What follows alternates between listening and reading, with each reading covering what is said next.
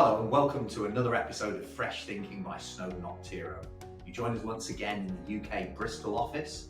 My name's Julian Aldridge. I'm the Regional Manager for the International Region based out in the UK. Today I'm joined by Laurie Hassall. Hello. Who is a Senior Geological Consultant with us here at Snowden Optiro. Laurie's background is in tin, tungsten and lithium exploration and production, and he's worked in the industry for over 12 years now.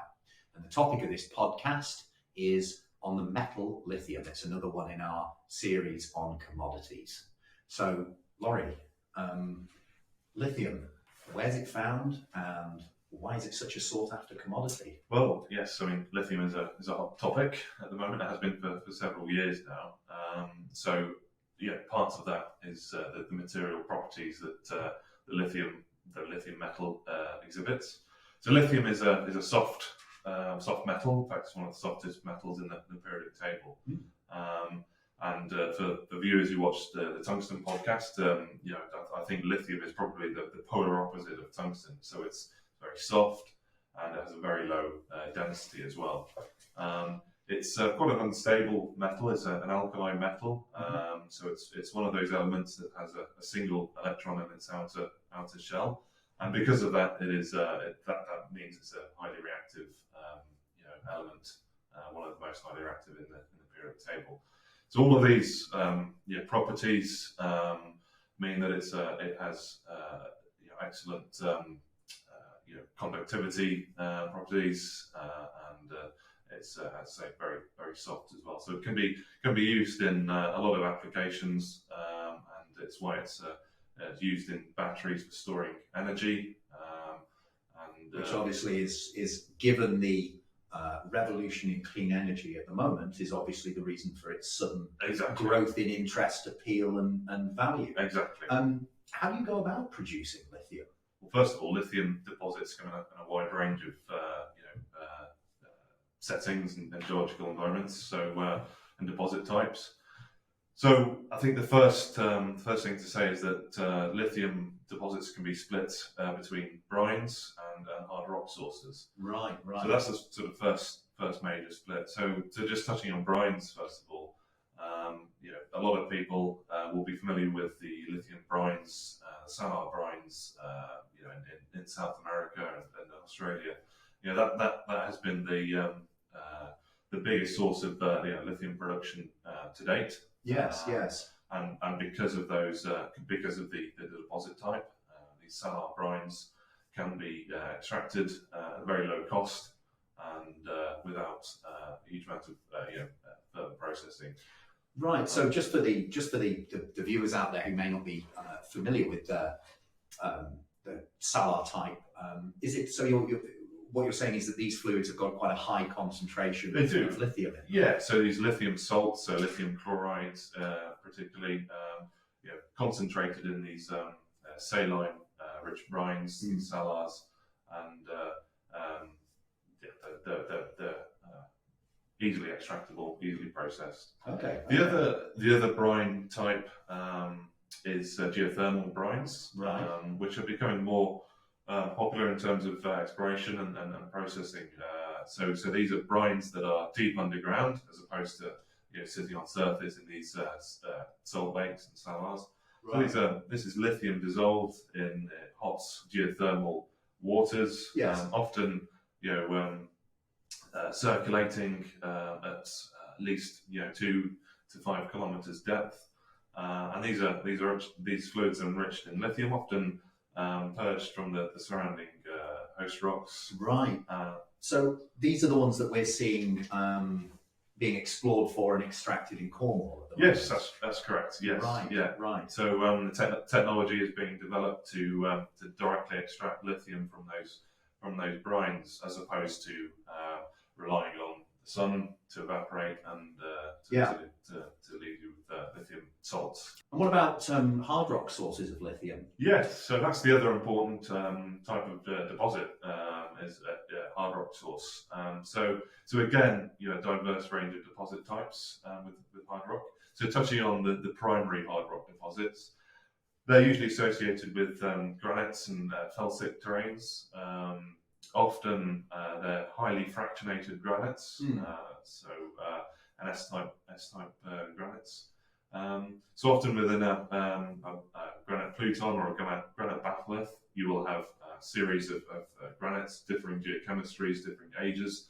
And lithium deposits are strongly associated with often the later stage granite melts, right? The most highly evolved, highly fractionated. Yes, yes. So they're a very late stage element to leave the solution. And that's because lithium is incompatible it likes to stay in the melt until the very last moments. So you often find that they're, as I say, associated with those highly fractionated melts and granites, but also the actual deposits tend to occur at the roof zones, the apexes of these granites, and that's because the lithium is being expelled up towards the roof of the granite. Right. So it's associated with the very the cupolas and the apices, I guess, at the top of granite. That's right. That's correct. Right. Okay. How would one go about exploring, let's say, for the hard rock sources? Yes. Yeah, for sure. So in terms of the hard rock source, I mean, again, you need to know, you need to understand the granites that you're exploring. You need to do the dating. You need to understand the geochemistry first of all. And it's not just granites that host lithium. Pegmatites and aplites that are associated with granite intrusions are often a huge source of lithium enrichment. So understanding, maybe the granites are buried.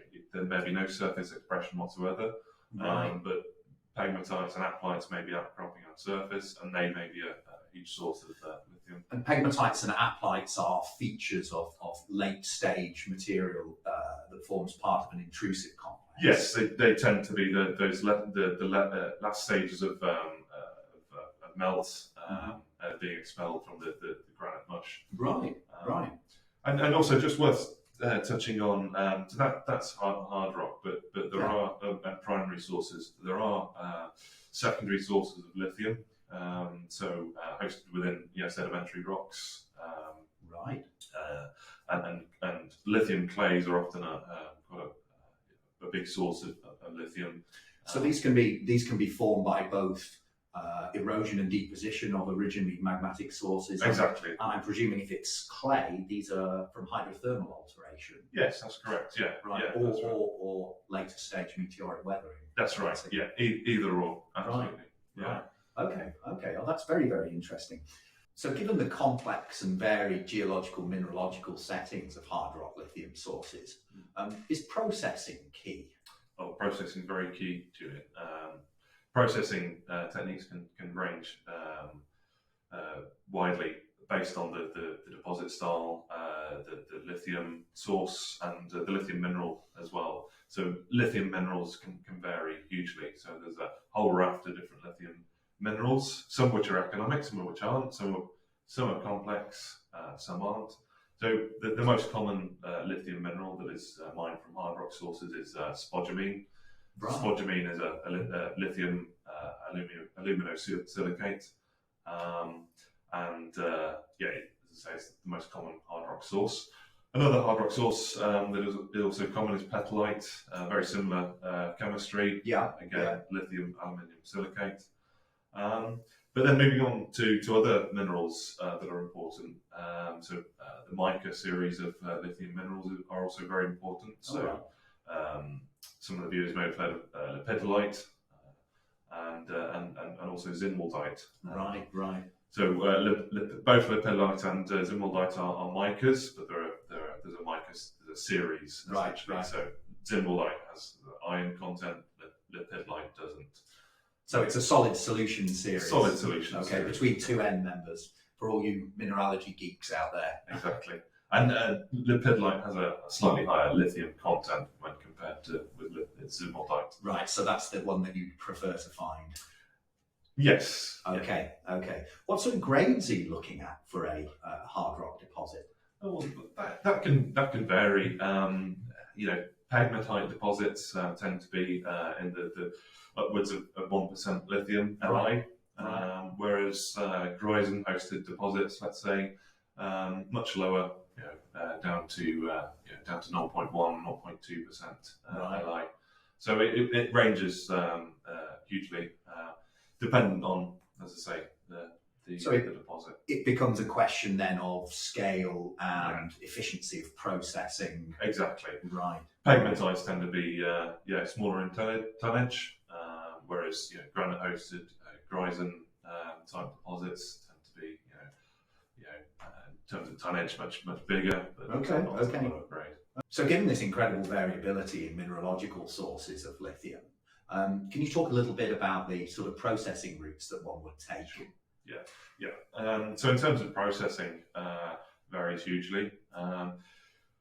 With hard rock sources, first step is to concentrate the mineral, a concentration stage, and the exact unit processes vary depending on the mineral. But often gravity separation is common, particularly with spodumene type projects. And that's literally because it's denser than the surrounding waste. Exactly. Yeah. So, but then when we come to sort of the micro minerals, zimbaldite and lepidolite, often magnetic separation, particularly with zimbaldite, magnetic separation is a common processing technique. Flotation can also be used as with their micas, they're very light. Yeah, platey. And platey. So that stage varies hugely, which is why it's so important to understand your mineralogy from a very early stage. In terms of product, now I remember from chemistry at school when the teacher got out the lithium metal, which had been kept in oil, and got it out and went, this is how it reacts with water, and throws it in a bit of water, and it suddenly reacts and catches fire and things. Is lithium metal what you're chasing in terms of processing, or are you processing it to some other form, more stable perhaps? Yeah, no, great question. Yeah, so once you've concentrated the lithium metal, the lithium mineral, sorry, the next stage is then to convert it into a saleable product. Now, saleable products differ. So lithium carbonate is very common. Lithium hydroxide is also very common, but also lithium fluorides and chlorides as well are also produced. And they're, I presume, a lot more stable than lithium metal. Yes, but they still require handling and good handling practices. They still need to be stored in a vacuum, for example. Right.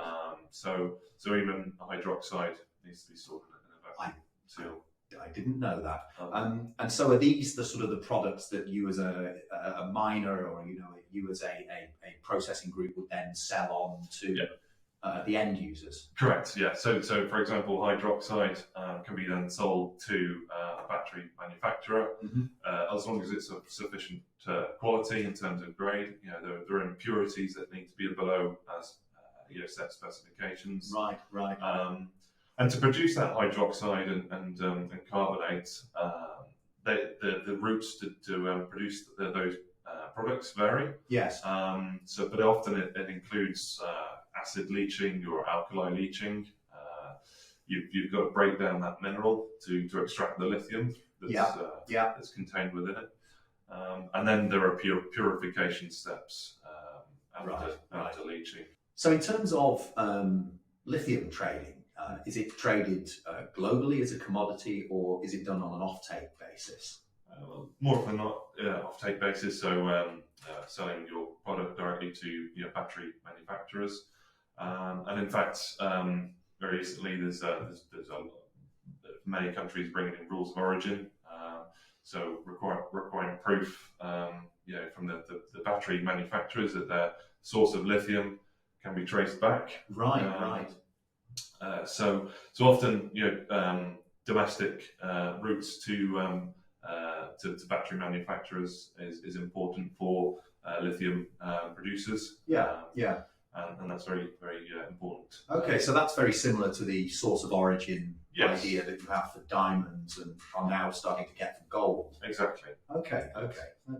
I mean, that's always a positive step forward in the it is industry. Traceability. Yes. So I guess that leads on to sort of my next question, which is what are the drivers in terms of demand and supply? of the Yeah, lithium? I mean, I think everyone's aware that the demand for lithium has risen quite sharply in more recent years. A lot of sources suggest that demand will continue. As we touched on at the very beginning of the podcast, lithium is required for energy storage, and we all know that is where we're going. It's we need to store energy in the form of batteries. Yeah. And one of the biggest drivers behind lithium demand is the automotive industry. Yeah. And obviously the move towards electrification and electric vehicles. Right. So that's the biggest demand. And so over, say, the last 10 years, we've seen the demand growing in a massive manner, doubling and quadrupling. Yes, absolutely. So, and some sources suggest that that demand is going to increase by circa 30%. Over the course of the next few years, up to 2030. So, right. Yeah. So, I mean, in terms of supply, are we well suited to be able to fulfil that? Yes and no. We're going to have to find deposits that are not necessarily they're a little bit more unconventional, let's say. So we touched on earlier in the podcast, mica minerals. I think mica minerals and those deposits that host those lithium minerals are going to become more important. We're going to have to sort of bridge the gap in terms of supply. So obviously the biggest sources of lithium right now are salar brines, and in terms of hard rock, it's spodumene type deposits, pegmatites, etc. But the more unconventional deposit types are going to have to come online, and that requires advances in processing technology to make those operations economic. So is this going to be a situation where human ingenuity overcomes this requirement? Yeah, absolutely. The requirements there, and we have the sources of the lithium. It's just making those operations viable and economic. I mean, is lithium? Does it occur as a sort of a side product from other deposits, or can it occur with other different? Yeah, it absolutely can do. I mean, a lot of lithium hard rock sources are associated with tin and tungsten deposits, but also niobium, tantalum, cesium. So when you're developing a lithium project, it may not be the primary source, but also there are byproducts that can be extracted depending on the deposit. And they act to improve the economics, I presume. Absolutely, yes, that's right. Right. Yeah. Okay. Well, that's very interesting, and it sort of leads on to a more general discussion about geometallurgy, which I think we should probably save for another podcast. Okay, well, that draws this podcast to a close. Laurie, Hassall, thank you very much, and thank you everyone for joining us on our discussion about lithium. If you'd like to see any more of the Fresh Thinking podcast by Snowden Optiro, then you can get them from any of the podcast sources that you normally get your podcasts from. And if you really enjoyed it, please don't forget to like and subscribe. We will be back with some more content soon. Thank you very much. Bye.